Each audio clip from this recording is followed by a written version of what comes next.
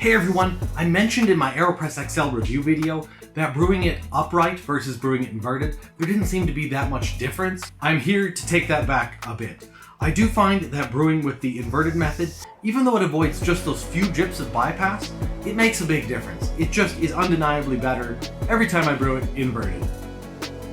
However, some people mentioned, including AeroPress themselves, that it is dangerous to brew the AeroPress inverted. Given its size and the capacity of the water, it could tip over and burn someone.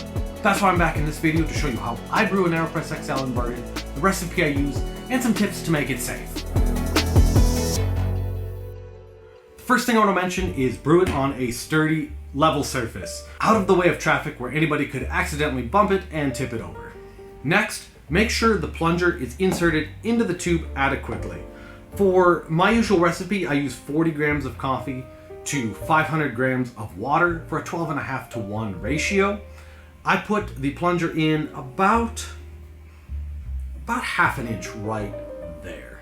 If you're doing a smaller batch, say 30 grams of coffee to 375 grams of water, you could insert the plunger deeper to make it more stable. All right, I'm going to add my 40 grams of coffee.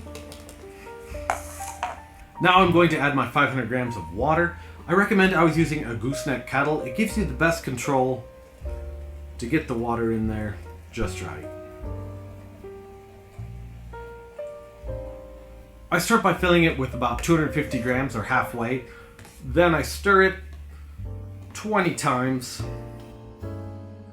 Make sure you hold the AeroPress firmly when you stir. Alright, I'll add the rest of the water, rinsing off the stirring paddle as I go for convenience.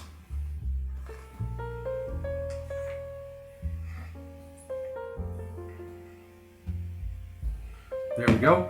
Now put the filter in the filter cap. Actually, the only time I've burned myself with the AeroPress was when I forgot to put the paper into the basket holder and I inverted it like that and it splashed everywhere. That was a very silly mistake. Yeah, make sure you put the filter in there. Once you have the filter secure, push down on the top piece to get rid of the excess air that's trapped in there. That gap in there can cause gases to expand when you invert it, causing a dangerous and unstable situation, potentially spilling. Now I let it brew for about 1 minute. Okay, it's now time to press. I like to grab it upside down like this with one hand and then one hand on the plunger piece. I keep a little bit of pressure between them to make sure they don't come apart as I flip it. And then with my hands like this, they're in a natural position after flipping to begin pressing. I aim for about 30 seconds of pressing time. Make sure you're pressing with the plunger centered with even and firm pressure. It should take a bit of effort to press, but if it's just entirely too difficult, your grind is probably too fine. And I would recommend going a slightly coarser grind for a better brew and a safer, more stable press.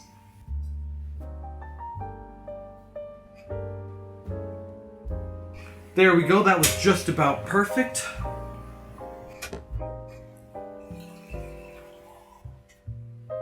Cheers. Now it's time for cleanup. Just push the filter and coffee puck out. Give this a little rinse. And it's good to go for another brew. Oops. So there we have it. That is my basic AeroPress XL inverted recipe and a few tips to hopefully make it a safer situation. Do you like brewing the AeroPress XL inverted? Let me know in the comments. I hope to make some new AeroPress XL recipe videos in the near future too. So make sure you subscribe so you don't miss those. Thank you so much for watching today and have a good one.